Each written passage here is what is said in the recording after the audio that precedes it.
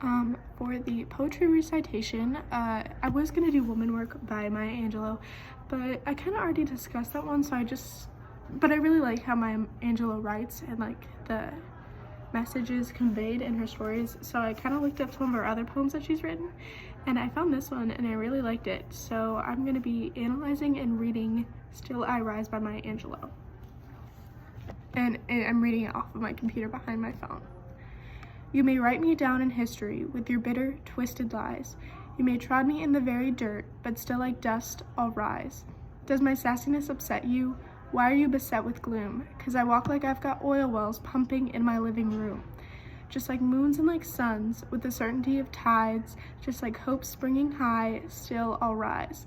Did you want to see me broken, bowed head and lowered eyes, shoulders falling like teardrops, weakened by my soulful cries? Does my haughtiness offend you? Don't you take it awful hard, 'cause I laugh like I've got gold mines digging in my own backyard. You may shoot me with your words, you may cut me with your eyes, you may kill me with your hatefulness, but still, like air, I'll rise. Does my sexiness upset you? Does it come as a surprise that I dance like I've got diamonds at the meeting of my thighs? Out of the huts of history's shame, I rise. Up from a past that's rooted in pain, I rise. I'm a black ocean, leaping and wind, welling and swelling, I bear in the tide. Leaving behind nights of terror and fear, I rise. Into a daybreak that's wondrously clear, I rise. Bringing the gifts that my ancestors gave, I am the dream and the hope of the slave. I rise, I rise, I rise.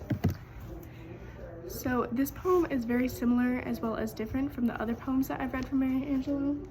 And so that's kind of why I like it, because the message is very similar to Woman Work, just that like of the oppression that African Americans, especially African American women, went through in the past.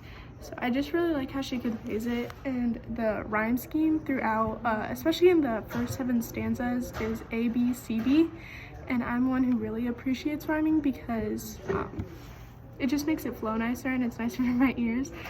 So I like that. And then another thing that I found really interesting was at the beginning of the poem, she talks about history, as well as the end of the poem.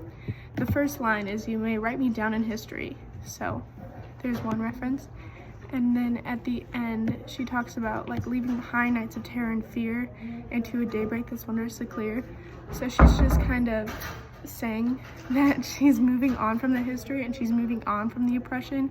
She's defeating it. She's living up to what her ancestors were hoping and dreaming for. And that's just kind of like, I don't know, like she's defeating the oppression that her ancestors were under for so long. And that's just really powerful because she was able to do what her ancestors wanted. And that's just like all they would have wanted. And that's just really powerful. And then another thing is throughout it, she says you, and it kind of just evokes sympathy in the readers because it seems like she's talking to you, but then it's kind of just like she's talking to oppression in itself. With your bitter, twisted lies, just the oppression that would like make things up about that group of people. And I don't know, it's just really powerful because she was in a position where she didn't have much power and she was always looked down upon, but she just like evokes this confidence throughout. Like, does my sassiness upset you? And do you want to see me broken? Does my haughtiness offend you?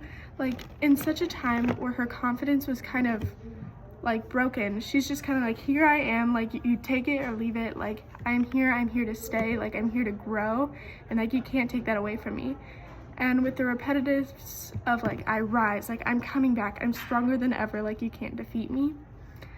And then also, this is just one thing that I found similar from her other poem, was the kind of just the thing of nature found throughout. In this one, she talks about the dust, the moons and the suns, just like the moons and suns, the certainty of tides, but still like air I'll rise, the daybreak that's wondrously clear. Like in Woman Works, the narrator found like her safe place in nature, and that's where she found her happiness against the oppression. And it's kind of the same in this poem as well. Like she relates her overcoming oppression to nature, and I just find that it's really interesting that it's kind of paralleling through both of the poems. So yeah, I think that's it. I don't know, I just really like the flow of the poem and just how like it was very like the rhythm was common for the first like 7 stanzas, and then it changes, and then just the repetition of I rise to really get that like thrown into the readers' heads that like she will overcome this and she is better than oppression. So yeah.